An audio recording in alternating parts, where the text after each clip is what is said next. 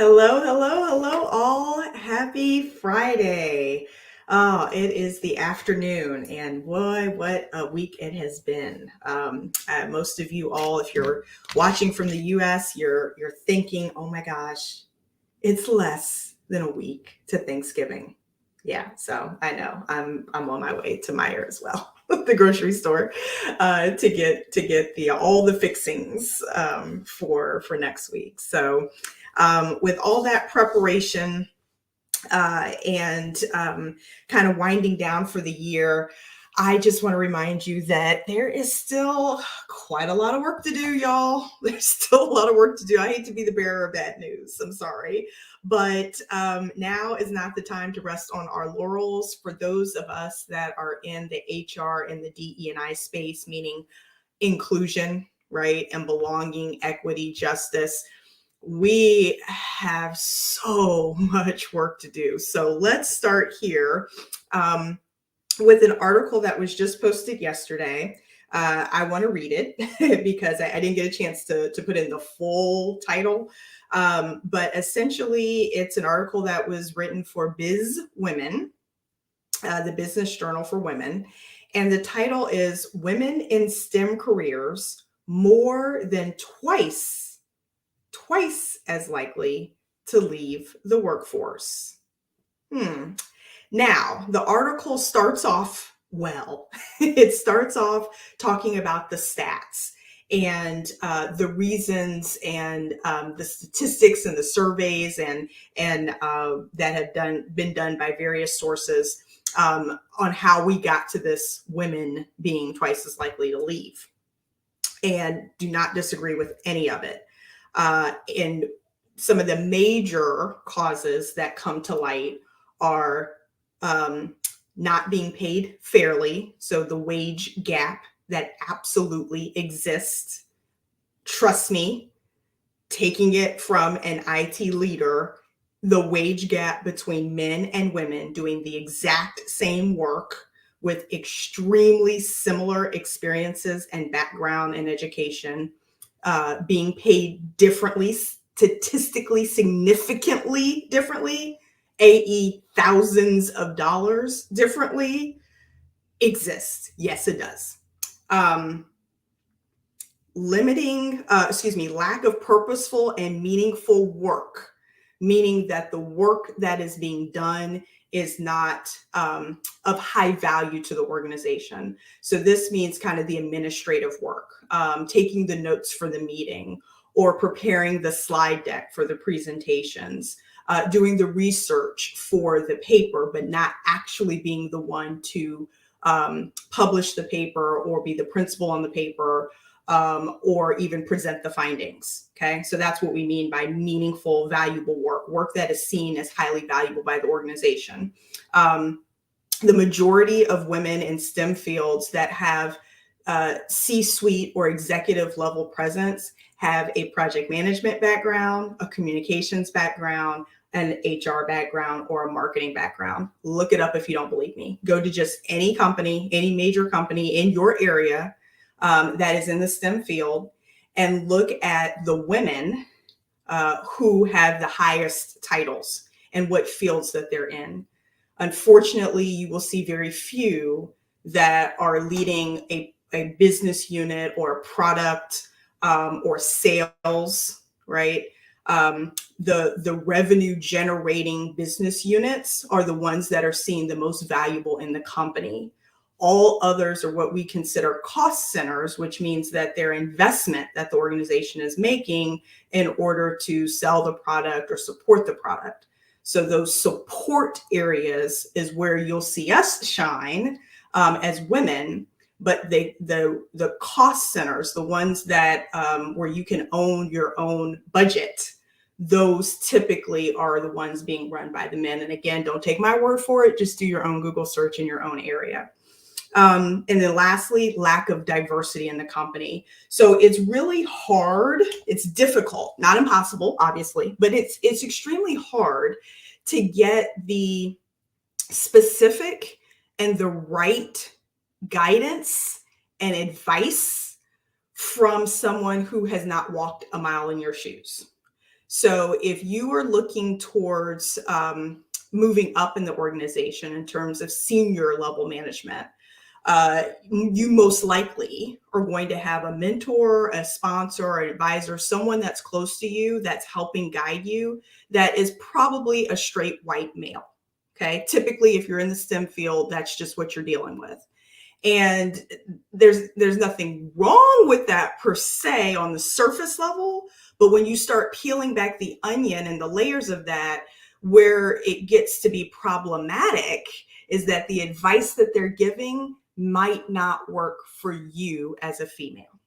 Okay, so let's unpack this here for just a second. I know I only got 10 minutes, so let's think about this for a second. The article, the second half of the article, after we get through all the stats and the data and the surveys, if you believe that and you read this and you're thinking, okay, yeah, there is an issue here. We are seeing women leave the workforce in droves, twice as much as their male counterparts.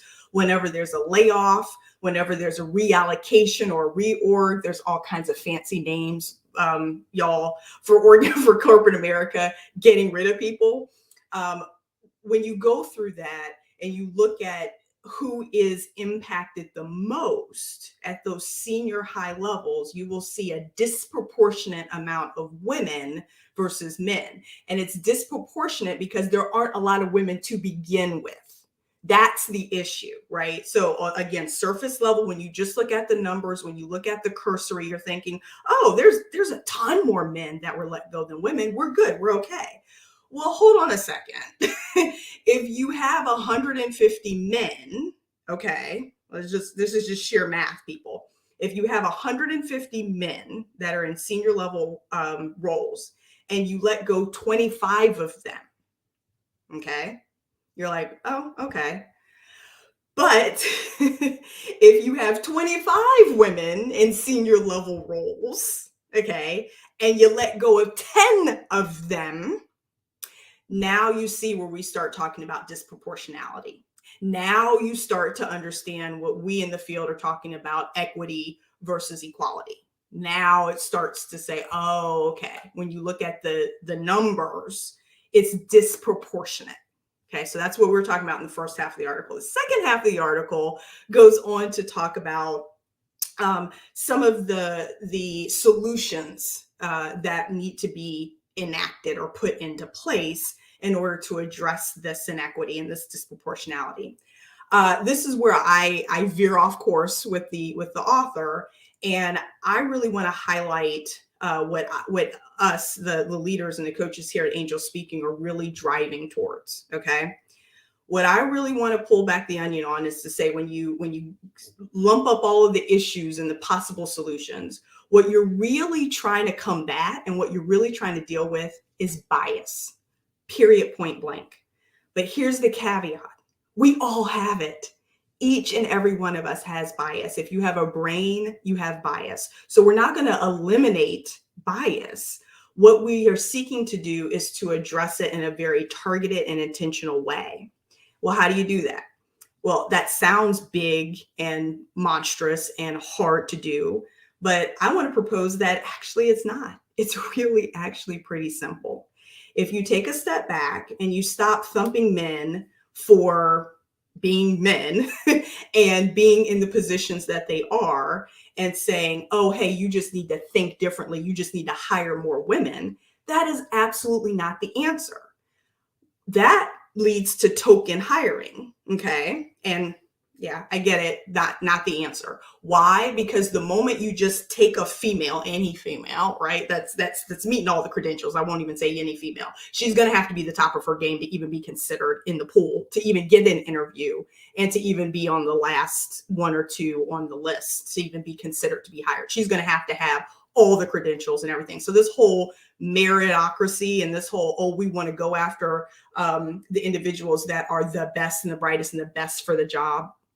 Okay, we're talking about bias here, because if you're a female in STEM and you have a senior level position, already we already know you've got all the degrees and experience and you're checking all the boxes. We got that. So we're putting that off the table. So you're there, right? You have a female hire, but what support is she getting? What type of mentorship? What type of executive leadership coaching is being provided? And is the guidance and advice that she's receiving from a straight white male point of view and from a straight white male lens point of view? That's the issue. Okay. Lack of support, lack of purposeful, unique, tailored guidance to her leadership style, to how she shows up. Is she getting the budget? Is she getting the team? Is she getting the right skill set and resources in order to enact the ideas that she has? Okay. So if that's not happening, then what I am proposing is that we're dealing with bias. And how to specifically address bias in your organizations is you have to start with your people management. Once you have your executive leadership and your strategy and your mission and vision set, the very next mistake that the majority of organizations make is that they go right down to individual contributor and they start developing ERGs, and they start ERGs, employee resource groups, or local grassroots efforts. Not a bad thing at all. Those are absolutely needed. But why are we starting there? Why are we starting with bringing in someone to have a keynote to talk about women in leadership and women in STEM, and March for Women's History Month?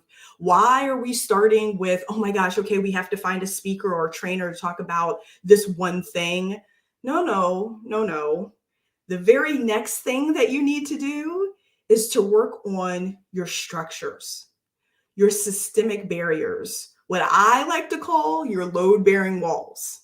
What structures are in place around hiring, firing, promoting, giving stretch opportunities to, and giving bonuses to?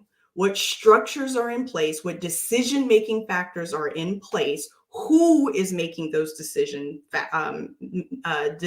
Is it a single person or is it a group of people? And if it's a group of people, how diverse are they in terms of gender, ethnicity, race, culture, experience, leadership style? How diverse is that decision making group on all of those areas? Hiring, firing, promoting, giving stretch opportunities to, and bonuses. Those are the 5 areas that I want to focus on with our people managers, with that middle layer.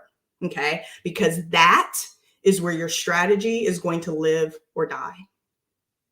So with that, I know that's a lot of information, but that article was so timely and so critically important to the work that we're doing with Angel Speaking and with organizations, particularly in STEM and tech, especially now, given the fact that purse strings are tightening, layoffs are happening, and we have women in general that are disproportionately being impacted with being let go or laid off, or demoted, which means that you may get to keep your pay, but your title and your influence and the amount of people that you have on your team reporting to you has greatly diminished. The value, back to that value, the meaning of the work that you're doing has shifted or changed to where you're not leading and you're not on the front row anymore. So that's a quiet demotion, and that absolutely happens during times like this, especially to women and especially to women of color. Okay. So, twofold. One, if you are a woman of color out there and you're listening to this and this resonates with you and you're like, oh my goodness, yes, but it feels like it's completely out of your hands in terms of what you can do. Absolutely, it is not. We would love to come alongside you with the coaches of Angel Speaking and help you develop a plan and craft one that is for you and for you to meet your career goals and your success criteria. And if you don't know what that is, we would happily help to clarify that for you and help you. And then if you are an HR professional or in the DE&I space at your organization, and you listen to this and you're like, oh, Angel, we've been doing it wrong. That's okay. That's all right. Again, reach out to info@angelspeaking.com. I would love to hop on a call with you to just unpack what it is in terms of where you're at and how we can craft a targeted training to your people managers so that we can help to eliminate the bias that is disproportionately affecting underrepresented populations in your company. Okay, so with that, thank you all. Happy Friday. I know this was really heavy and meaty, but I'm going to be honest with you. That's just the state of where we're at right now. It's time we are beyond time in terms of getting serious and getting practical and getting action and moving the needle in a positive way. Okay. So training, grassroots organizations, keynote speakers, all great, all perfect, not perfect, but all great and all needed, but missing the mark on moving the needle towards real progress. Okay. Significant progress is what we are trying to make here. And it can't happen with just myself and the coaches at Angel Speaking. It's a consortium of folks, and it's partnering with you to make it an inclusive environment in your organization where people truly do feel like they belong, and they really do. Okay, so with that, thank you all so much. Have a wonderful, happy Friday and a very safe weekend. And I will not talk to you the day after Thanksgiving because I will either be sleeping or shopping online, but we will be back here the first part of December, and we will keep going with this hard work. All right, take care. Bye all.